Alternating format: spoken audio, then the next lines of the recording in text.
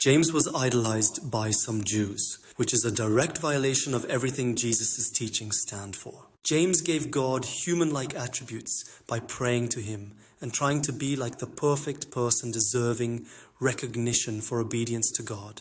But God is not a figure in the sky. We are all God together. We cannot make one person a God, as it diminishes the divine nature. All of us together with all of existence are God. God stands for the totality of existence, including you and me.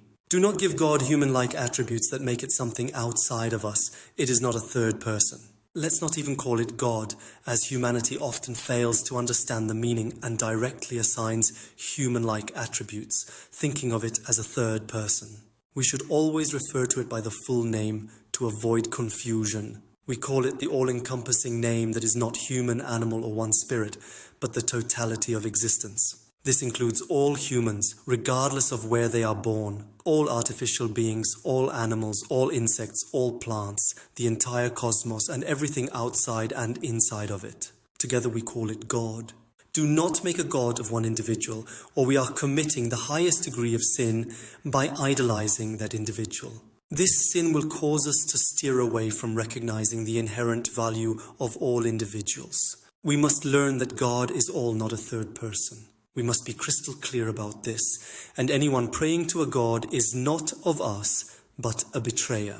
We must learn to treat each other the way we would like to be treated and live with truth, which means logic and higher order reasoning that understands how our actions ripple out and affect all of us in the long run. This means that if a selfish individual asks us to do a favor for them that is unjust to everyone, we should not please them out of sympathy. Sympathy is a fraudulent concept that prioritizes the desires of one individual over the well-being of the collective, leading to idolatry. Such people cannot be trusted. Empathy, on the other hand, immediately rejects these requests and explains the long-term ripple effects this injustice will have on the collective. Our curious minds seek logical truth to protect individuals from manipulation by those in authoritarian positions. If we accept injustice or fail to explain our reasoning due to prideful authoritarian behavior, implying we don't have to explain ourselves when we disagree with someone because of status, then we cause others to unconsciously pick up and replicate this unjust behavior through their mirror neurons. That's why we must always be self-explanatory and avoid speaking with ambiguity.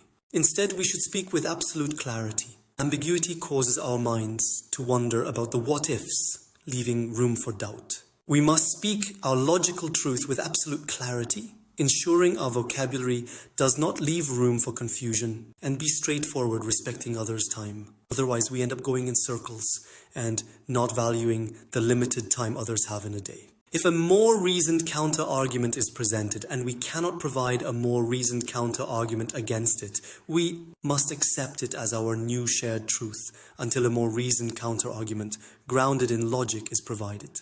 This logic must consider all of humanity and be just for everyone, not only today, but consistently over time by understanding the ripple effects and how they affect our interconnectedness. Egotism versus empathy is what we must learn. These are the two paths.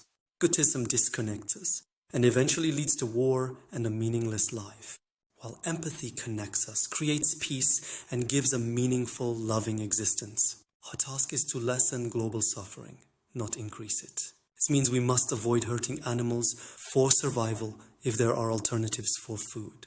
In 2024, there are plenty of alternatives. If in some countries there are no alternatives, then we must slaughter the animal in the least painful and quickest way to avoid unnecessary suffering. Doing so with love and understanding the value of that sacrifice for survival. We must actively work to find solutions to avoid that suffering and find alternative solutions. Our purpose is to connect with each other, not to cause suffering, but to share love and introspect to grow mentally.